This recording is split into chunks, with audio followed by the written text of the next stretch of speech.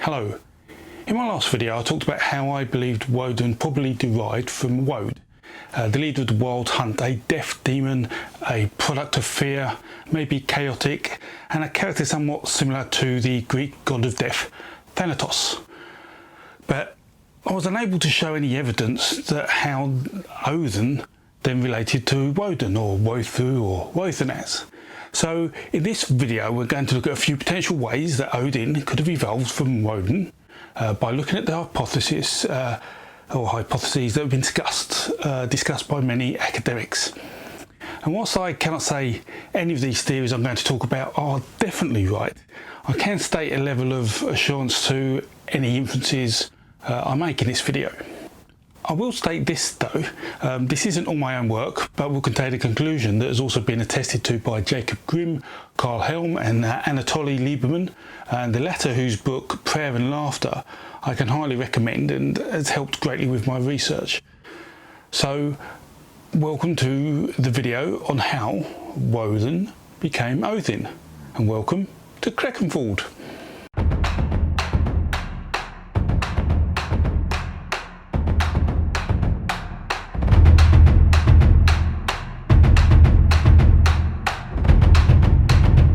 So before I tell you where Odin names came from, I want to say first thank you for all your messages and comments I've received from the last video.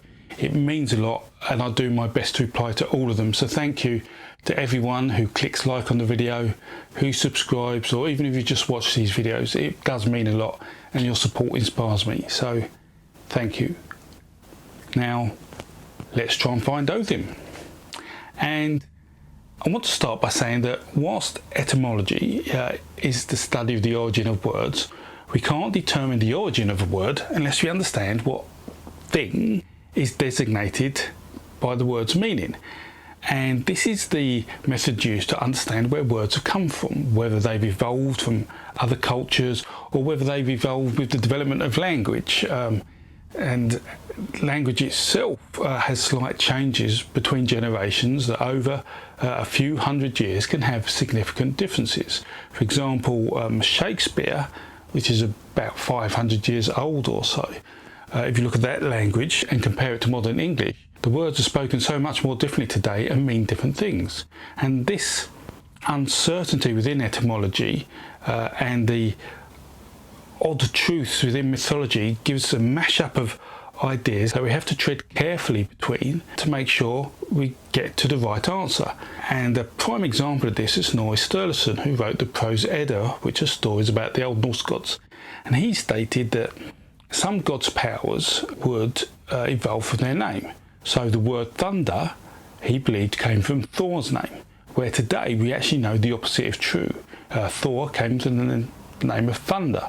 And we have this problem with the etymology of Loki because we can't define his sort of core characteristic. We can't say what his name actually means or where it comes from.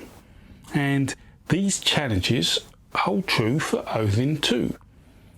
Now the root of the word Óþr and thus Óðinn is not in dispute. We know the adjective form of the word means frantic or furious, and the noun means poetry or song. But none of these seem to relate directly with Wothanaz. So there's no clear link between Óðinn and Wothanaz.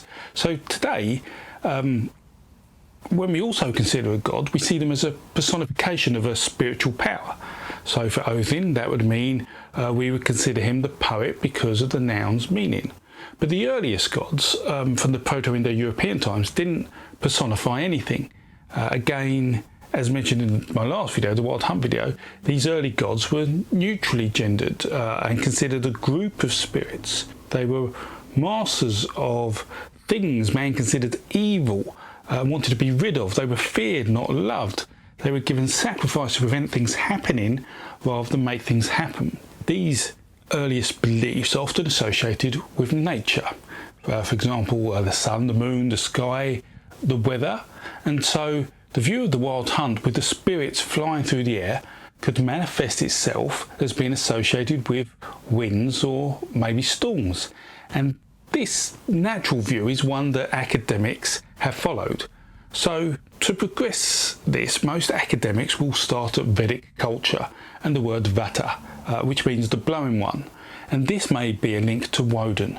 However, if Wodan evolved from Vata, it would mean the god wasn't Germanic, not created in Germany, but came from India. And there would be more evidence of this through Persia or Greece if that was the case. But Vata is also cognate with Vayu of the Aryans, and the usual name for their storm or wind god. And this has led to some academics speculating that the root of this Indo-European word is Wa, which means wind. And as Wa could be considered the root of Wodan, we could therefore associate Wodan as the god of the wind. However, the term Vata, when explored more closely, is never really personified. It just remains as wind within the Vedic poems, and thus then to evolve into a personified Wodan seems to have significant problems, especially given the strength of evidence around Wod. And also from a word evolution point of view, to expand the root of Wa would require suffixes of to or no. And if the rules of language were to be followed, then neither of those options would have matched the structure of the name Wodan. Equally, along the nature aspect, the word wod, meaning wood, could also be considered a root of Wodan. But again, this is just untenable because of the rules around language. In fact, people who believe this nature mythology have very few arguments to counter challenges, so at best they're considerations, but worse, they just shouldn't be considered. But this doesn't stop academics looking at Vat, a sort of a shorter version of Vata, to make Vata or Vatin, and having an etymological link to Wothanas. However, the Latin of Vat, which is Vates, requires the creation of the word to have been taken from a non-Roman source, such as Celtic. And if this was the case, then the word would have developed differently. And even then, the link of how it cognates to Woth or Wothu doesn't exist without this wild hunt consideration. And there would be huge challenges in proving the wind is a source of Wodan. And then there is absolutely no evidence of how a god could be named in the Germanic from a Celtic ritual source. You know, there is actually no precedent in the world religion that has done such a thing. And to further doubt, the suffixes of an or in would only apply if Wothanas was considered to mean Lord of the Wind or Lord of the Vats. And here we need to understand that whilst Vat links to wind, wind in this context isn't a collective, it isn't a plural concept, it is still in its singular form. And so it would fail under examination along this path because the wild hunt is a collective.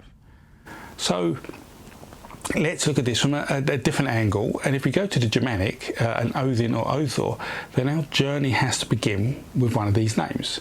And if we start with Odr and its meaning of poetry, then again we lose our links to the wild hunt and Wothu. Whereas with Óðinn we have a different problem, and that is with the suffix of in, which could also be an, and goes back to Proto-Indo-European suffixes of ino or ono, which would have evolved into that. And these designate that the bearer of that suffix would belong in a group or is being a group's ruler.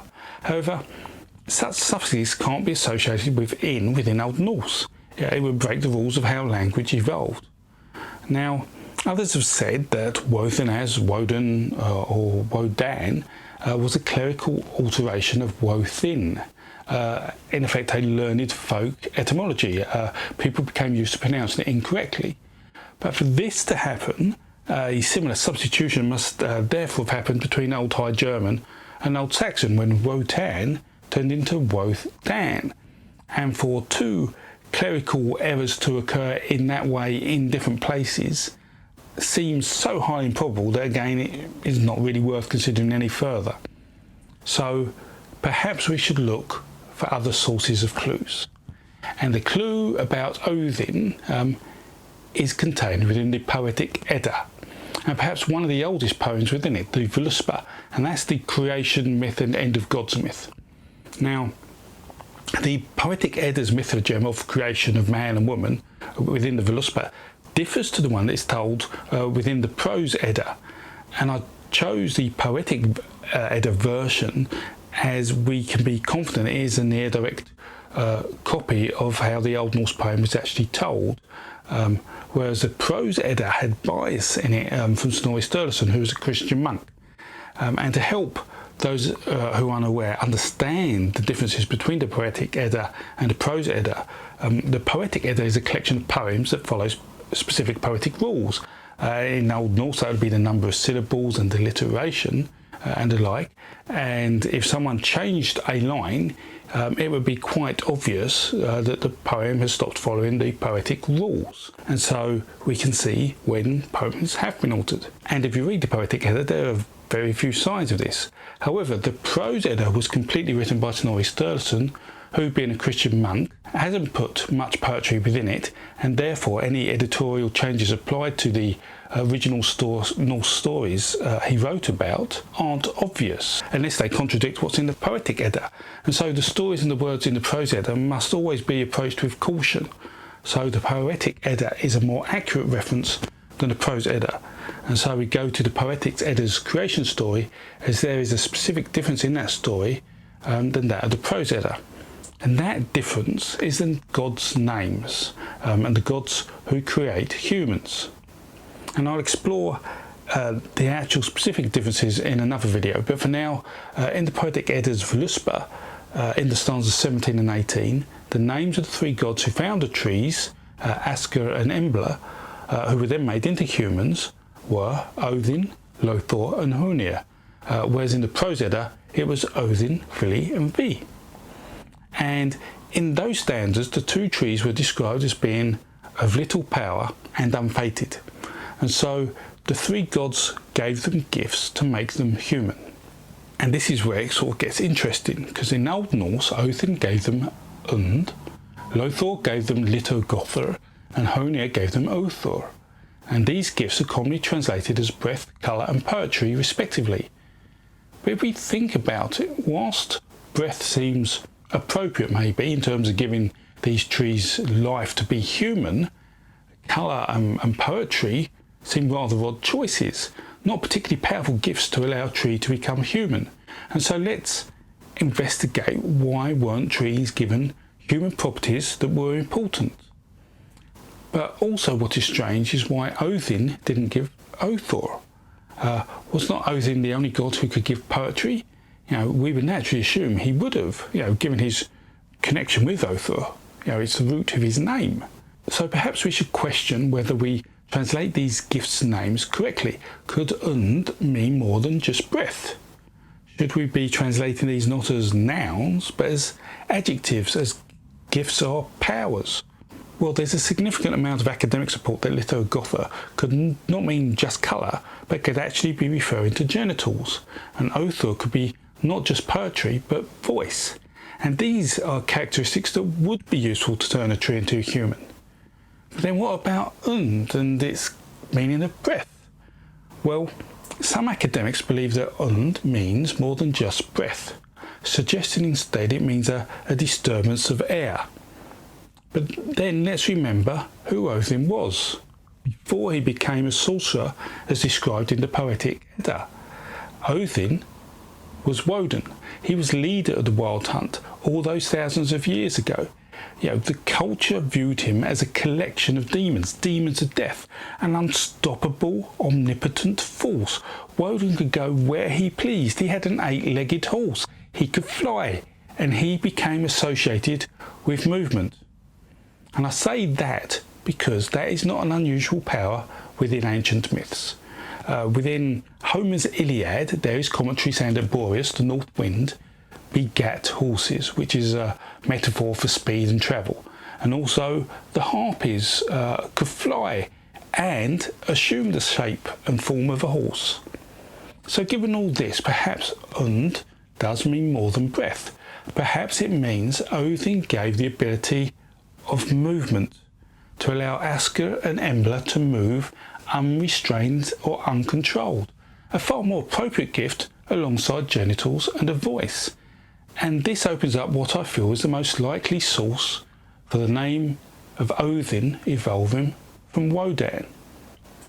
This gift of movement Óðinn had, Und, ties up with the meaning of the adjective Óþur, and that is of madness and violent movement, rather than the object is poetry. And this makes Odin akin to being at one with the spirits, with a madness possessed. And that is cognate with Old High German Wod, meaning divine wrath or violent movement. And as Wod was associated with that too, and this is what the Gothic Wods and the German Wod and the English Wod mean. And when people are in this way, in this state, they are often creative, they can perform great deeds, and they can write poetry. And Odin, being the bearers of the supernatural Wod or violent movement, compares with Wodan as unstoppable and provides us with enough correlation as to be considered a significantly probable link. So from this evidence, Wodan is connected with Odin, not because of poetry and not being the leader of the wild hunt, but due to his powers of movement and his gift to man by giving him those powers.